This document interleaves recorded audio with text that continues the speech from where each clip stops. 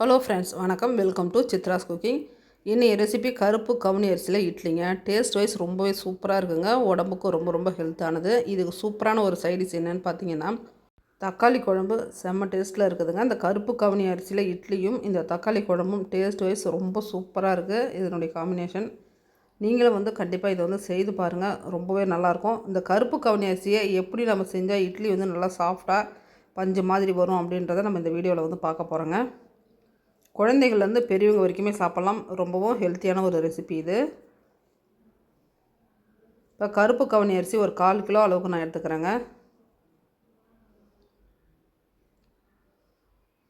இப்போ நான் வச்சுக்கக்கூடிய இந்த படி பார்த்திங்க அப்படின்னா 200 கிராம் பிடிக்குங்க. கூடவே ஒரு 50 கிராம் அளவுக்கு போட்டிருக்கேன். அப்போ 1/4 கிலோ அளவு நான் சேர்த்துருக்கேங்க. இதே அளவில் இட்லி அரிசியும் நம்ம சேர்த்துக்கலாம். நீங்கள் தனியாக வெறும் கருப்பு கவுனி அரிசியில் மட்டும் இட்லி செய்தீங்க அப்படின்னா அது இட்லி பஞ்சு மாதிரியோ இல்லை உப்பியோ வராதுங்க. இப்போ கூடவே நம்ம அரிசி சேர்த்து செய்யும் போது தான் இட்லி நல்லா சாஃப்டாக நம்மளுக்கு ஒட்டாமல் அழகாக வருங்க. இப்போ உளுந்து ஒரு 1/4 அழகு அளவுக்கு போட்டுக்கிறேங்க. வெந்தயம் 1 ஸ்பூன் போட்டு நல்லா ஊற வச்சுருங்க. இது எல்லாமே நம்ம ஒன்றாவே ஊற வச்சிடலாம். தனித்தனியாக ஊற வைக்கணும் அப்படின்ற அவசியம் இல்லை.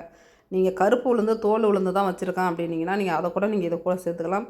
ஏன்னா இட்லி ஆல்ரெடி நம்மளுக்கு கருப்பு கவுனி அரிசின்றதுனால கருப்பாக தாங்க இருக்கும். நீங்கள் தோல் உளுந்து சேர்த்திக்கினாலும் கூட இன்னமும் ஹெல்த்து தான். அந்த தோலும் நம்மளுக்கு தெரியாது. இப்போ அரிசியை நல்லா வாஷ் பண்ணிவிட்டு தண்ணி ஊற்றி ஊற வச்சுக்கணுங்க. ஒரு 5லேருந்து 6 மணி நேரம் வரைக்கும் நல்லா அரிசி ஊறணும். நல்லா ஊறட்டும். ஊறினதுக்கு பிறகு நம்ம கிரைண்டரில் சேர்த்து அரைச்சி எடுத்துக்கலாம்.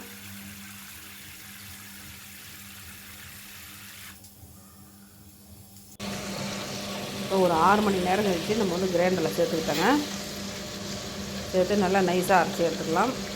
ரொம்பவும் நைஸாக இருக்கணும்னு இல்லைங்க, ரவை பதத்தில் அரைச்சி எடுத்துக்கணும். நம்ம ஆல்ரெடி எப்போயுமே இட்லிக்கு எப்படி மாவு அரைப்போமோ சேம் அதே மாதிரி தான். நம்ம இதில் உளுந்து இட்லி அரிசி எல்லாமே கலந்துட்டோம். அதனால் ஒன்றாவே போட்டு ஆட்டி எடுத்து வச்சுட்டு உப்பு போட்டு நல்லா கரைச்சி எடுத்து வச்சுட்டோங்க. காலையில் மாவு பாருங்கள் நல்லா பொங்கி வந்திருக்கு. மாவு இந்த அளவுக்கு நல்லா புளிச்சு வரணும். இப்போ மாவை நல்லா கலந்து விட்டுட்டு நம்ம இட்லி ஊற்றிக்கலாம். நீங்கள் இந்த மாவில் இட்லி மட்டும் இல்லைங்க, தோசை குழி பணியாரம் செய்தீங்கனாலும் டேஸ்ட்டு ரொம்பவே நல்லாயிருக்குங்க. கண்டிப்பாக இந்த கருப்பு கவுனி அரிசி கூட நீங்கள் இட்லி அரிசியோ இல்லை சாப்பாட்டு அரிசியோ எதையாவது கலந்துட்டு நீங்கள் இட்லிக்கு அரைச்சிங்கன்னா மட்டும்தாங்க இட்லி நல்லா வரும். நீங்கள் அப்படியே அரைச்சிங்க அப்படின்னா இட்லி சுத்தமாக வராது. தோசையாக ஊற்றுனீங்கனாலும் குழகுழப்பு தன்மை இருக்குங்க. இந்த கருப்பு கவுனி அரிசி தனியாக ஊற வச்சு நம்ம இட்லி சுட முடியாது.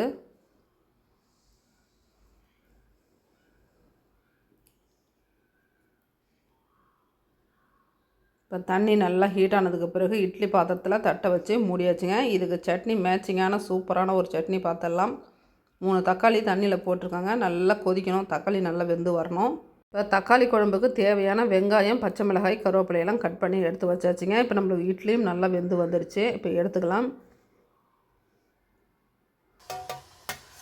பாருங்கள், துணியில் கொஞ்சம் கூட ஒட்டாமல் நம்மளுக்கு நல்லா சாஃப்டான இட்லி ரெடி ஆகிடுச்சிங்க. இப்போ கருப்பு கவுனி அரிசியில் நம்மளுக்கு இட்லி சூப்பராக ரெடியாகி வந்துடுது.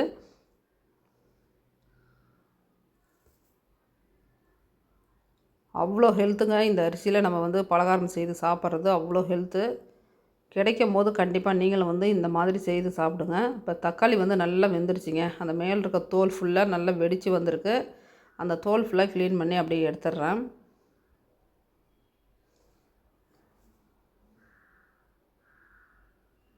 இப்போ தக்காளி தோல் ஃபுல்லாக எடுத்துகிட்டு கட் பண்ணிவிட்டு மிக்சியில் சேர்த்தாச்சுங்க. கூடவே கொஞ்சமாக உப்பு, 1 ஸ்பூன் மிளகாய் தூள் சேர்த்து மிக்சியில் நல்லா நைஸாக அரைச்சி எடுத்துகிட்டு வந்துடுறேன்.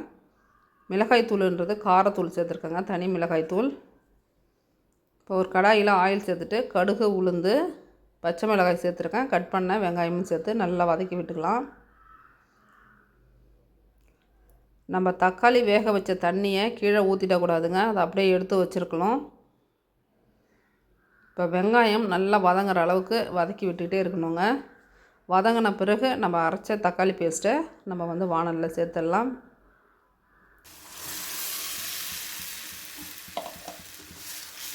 இப்போ தக்காளி அதில் சேர்த்துட்டு நல்லா கலந்து விடுங்க.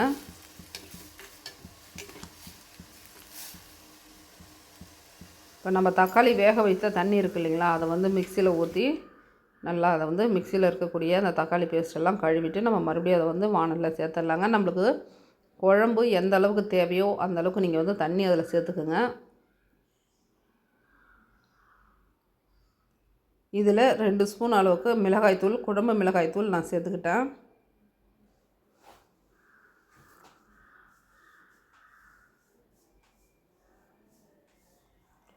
நம்ம வீட்டில் அரைச்சி வச்சுருக்க கூட குழம்பு மிளகாய்த்தூள் சேர்த்திங்க அப்படின்னா தக்காளி குழம்பு வந்து டேஸ்ட்டு ரொம்பவே நல்லாயிருக்குங்க.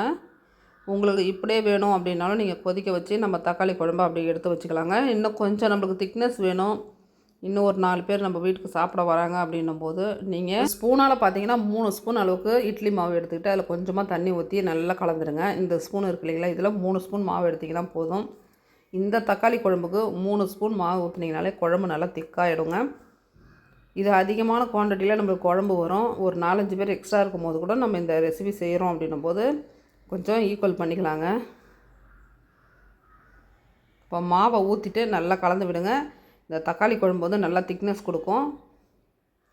இந்த மாவு ஊற்றுறதுனால டேஸ்ட் குறையுமா அப்படின்னு கேட்டிங்கன்னா கண்டிப்பாக இல்லைங்க. மாவு ஊற்றுனீங்கனாலும் இந்த டேஸ்ட் வந்து குறையாது, அந்தளவுக்கு அருமையாக இருக்கும். நம்மளுக்கு குழம்பும் நல்லா திக்காக இருக்கும். மேக்ஸிமம் நிறைய கையேந்தி பவனில் இந்த தக்காளி குழம்பு நீங்கள் வந்து நிறைய சாப்பிட்ருக்கலாங்க. அந்தளவுக்கு சூப்பராக இருக்கும். அவங்க வந்து இந்த கம்மியான செலவில் அதிகமான குவான்டிட்டி கொடுக்கக்கூடியது இந்த தக்காளி குழம்புங்க. இந்த மாதிரி மாவு அதில் கரைச்சி ஊற்றிட்டாங்கன்னா நம்மளுக்கு அதிகமான அளவில் குழம்பு வந்து கிடச்சிடும். இது நிறைய பேர் வரைக்கும் சாப்பிட்லாம். அதுக்காக தான் இந்த குழம்பு வந்து ரெடி பண்ணுவாங்க ஹோட்டலில். இப்போ நம்மளுக்கு இட்லியும் ரெடி ஆகிடுச்சிங்க. இப்போ குழம்பும் வந்து நம்மளுக்கு தக்காளி குழம்பும் ரெடி ஆகிடுச்சி. இப்போ கொத்தமல்லி தழையை வந்து பொடி பொடியாக கட் பண்ணி அந்த குழம்புல நல்லா தூவி விட்டுட்டு நல்லா கலந்து விட்டு இந்த இட்லி கூட வச்சு சாப்பிட்டு பாருங்கள். டேஸ்ட்டு வந்து ரொம்பவே சூப்பராக இருக்கும். இப்போ கருப்பு கவுனி அரிசி தக்காளி சட்னிக்கும் மேட்சிங் வந்து ரொம்ப நல்லா இருந்துச்சுங்க. இட்லியும் நம்மளுக்கு வந்து நல்லா சாஃப்டாக ரொம்பவே நல்லா இருந்தது. சூப்பரான ஹெல்த்தியான ஒரு ரெசிபி பார்த்தாச்சுங்க.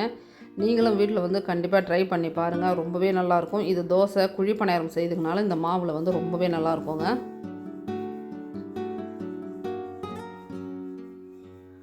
இப்போ இருக்கக்கூடிய குழந்தைகளுக்கு இந்த மாதிரி ரெசிபிலாம் செய்து கொடுங்க. அவங்க இப்போலேருந்தே பழக்கத்துக்கு கொண்டு வந்துட்டோம் அப்படின்னா அவங்களுக்கும் இந்த டேஸ்ட் வந்து ரொம்பவே பிடிச்சிருங்க. பார்க்குறதுக்கு தான் நம்மளுக்கு வந்து கருப்பாக ஒரு மாதிரி தெரிகிற மாதிரி இருக்குமே தவிர டேஸ்ட் வைஸ் ரொம்ப சூப்பராக இருந்தது. இப்போ இது வெள்ளை இட்லி நம்ம எப்போயும் நார்மலாக செய்வோம் இல்லைங்களா, அந்த இட்லிக்குமே இந்த சட்னி வந்து செம்ம சூப்பராக இருக்கும். இப்போ ஒயிட் இட்லிக்கும் இந்த சட்னியை ஊற்றி நான் வந்து சாப்பிட்டு பார்த்தேங்க. ரொம்பவே சூப்பராக இருந்தது.